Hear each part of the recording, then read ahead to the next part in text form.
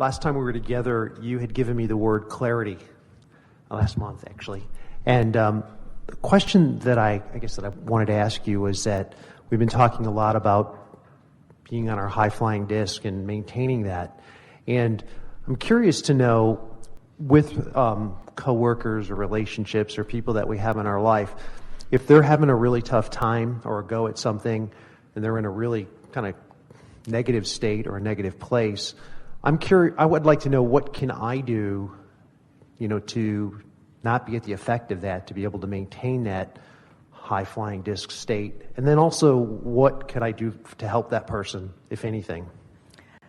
Well, the thing that's tricky about it, clarity is such a wonderful state of being because it translates into so much wonderful experience.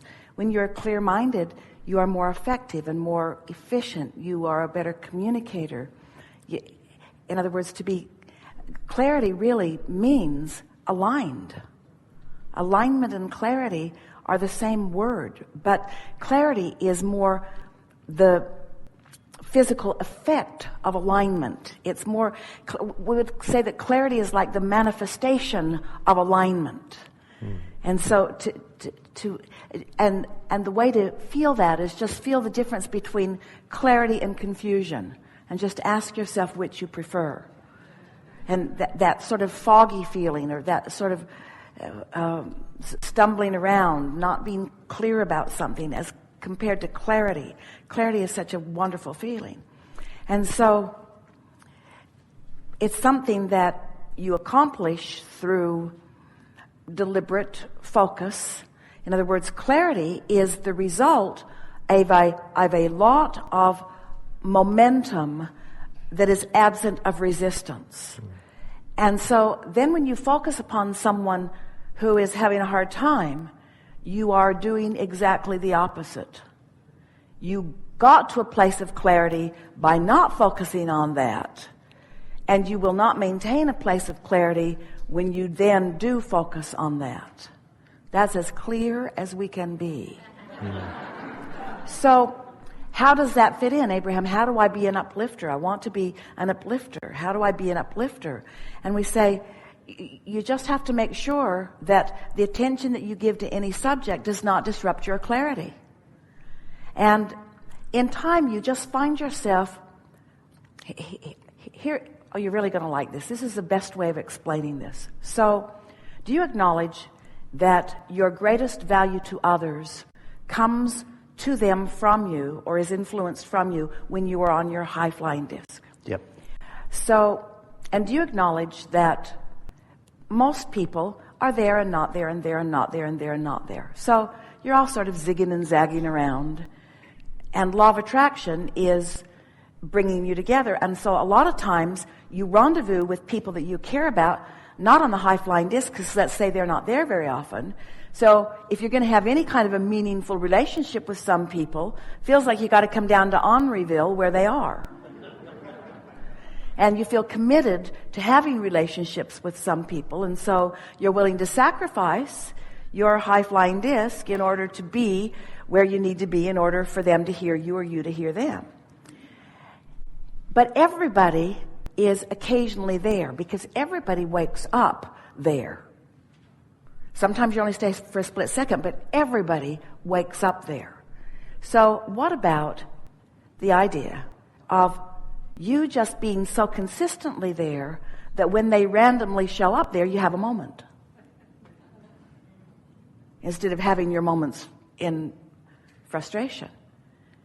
So you just increase the odds of being able to, with clarity, say the right thing at the right time, or be in the right place together with someone if you're consistently there, because you're only going to reach them when they're there and you're there. Now,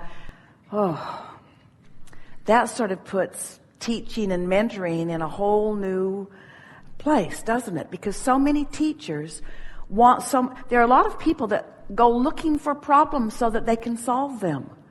And it just doesn't work out very well, because when you look for a problem, you've left the disc. So now ask your question again. How can I help someone Help them out of what? Help them out of confusion? Be clear. You can't get poor enough to help poor people be prosperous, and you can't get sick enough to help sick people get well, and you can't become confused enough to help confused people become clear. You must be prosperous if you are going to encourage prosperity, and you must have clarity if you are going to encourage clarity, and you must feel love if you're going to encourage love, and there is no other way around it. So if we were standing in any of your physical shoes, we'd just get there and stay there as best we can and rendezvous with whoever happens to show up and let law of attraction do the matchmaking. And we would not go out to save the world, because when you try to save the world, you'll leave your disc and then you'll just bang around with them.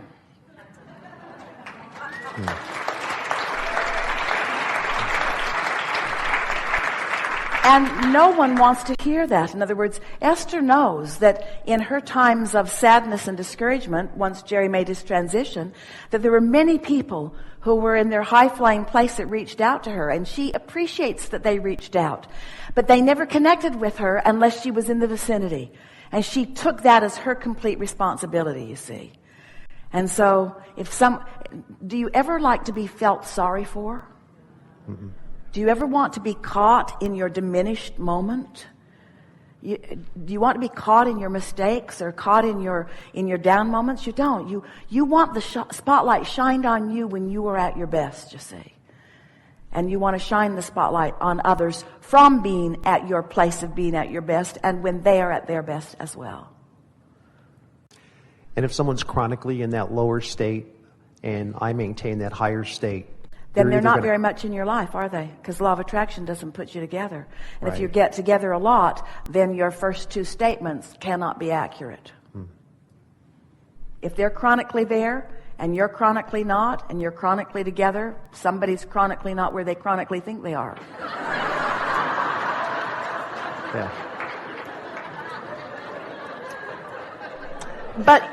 But you know, you can be there, and then take a dip for a moment, and be there, and take a dip for a moment, and be there. Just don't dip so much that you lose your place, you see. Mm-hmm.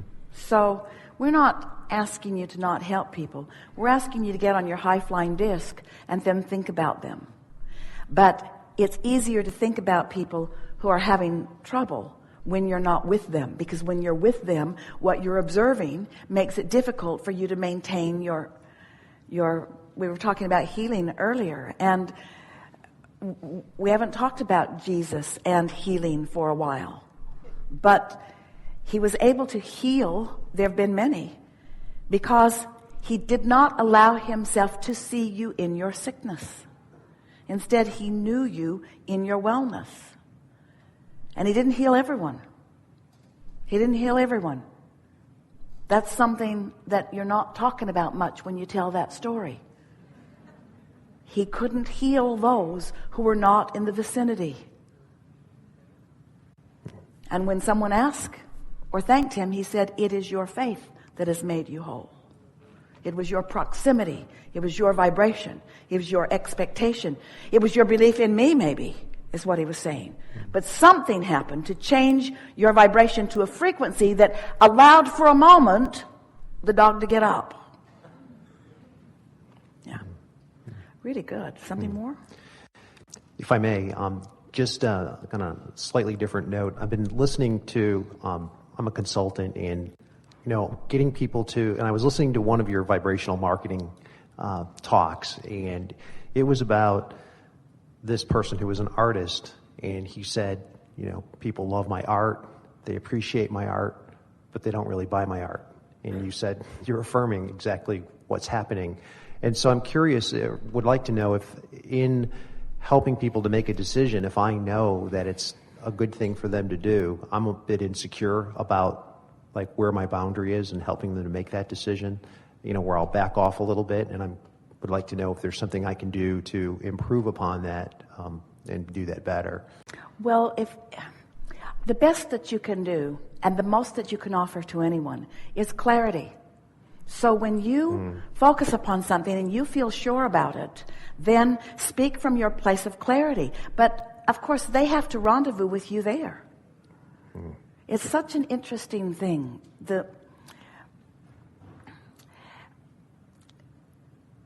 alignment itself is rendezvousing with another mind. It's just rendezvousing with a very certain mind, with a very sure mind, with a very mind of well-being, you see.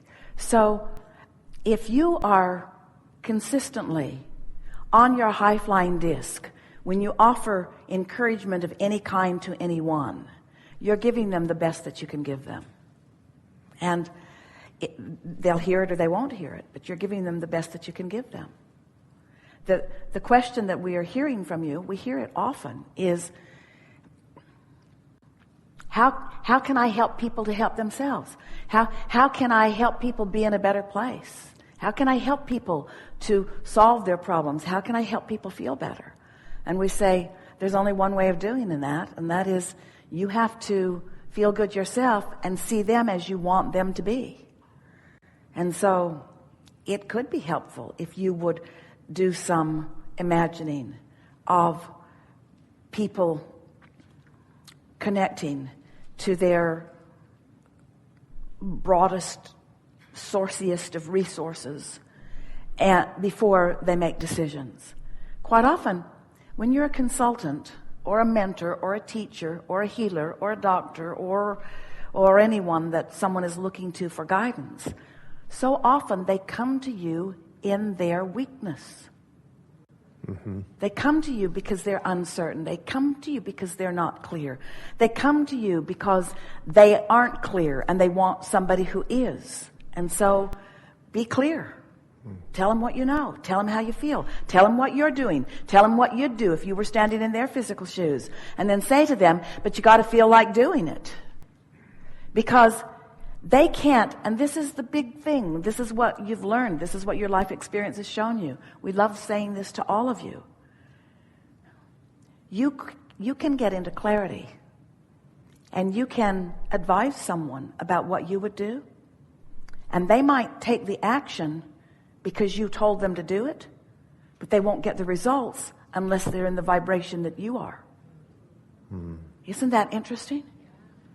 People say, just tell me what to do. And what you want to say is, oh, first I want to tell you how to feel. But just tell me what to do. I don't have time for that. Just tell me, what would you do? I'd get on the high-flying disc. Don't give me that airy-fairy stuff. I don't want to hear that. I want to know what you would do. But you have to understand, you say to your client, what I do from my high-flying disc, even if you do exactly the same thing that I did from my high-flying disc and you do it from your disc of fear or worry, you'll get different results than I did. Even if you do exactly the same thing, because it's not about what we do, it's about how we vibe. It's about how we feel. It's about the goodness that we let in. And you can't let goodness in. You cannot let the degree of goodness in through your action that you can through your vibration. Esther had a wonderful seminar in San Antonio. And then an open house out at the property, and hundreds of people came. It was so much fun. And lots of people said, I can't believe that you're opening your home and that you're opening your buildings and you're opening your treehouse and you're just opening this to everyone. And Esther said, there's too much here for one person to appreciate. And we want you all to feel that way, that there is so much to appreciate that you want everyone in on it. You want everybody in on it. You want everybody in on the energy, you see. So you can offer it, but they got to figure out how to get in. So you got to teach them more than your action. You got to teach them how you got to the inspiration for the action. Abraham, is that right? You mean I can get on my high-flying disc and I can be inspired to an action, and are you saying that other people that do exactly the same thing that I did will get different results? Go figure. Because it isn't about what you're doing, it's about what you're letting in, you see. Sometimes action can lead to positive expectation.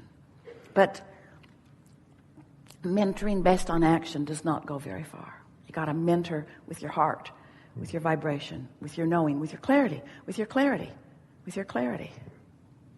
Yeah, really good. Thank you.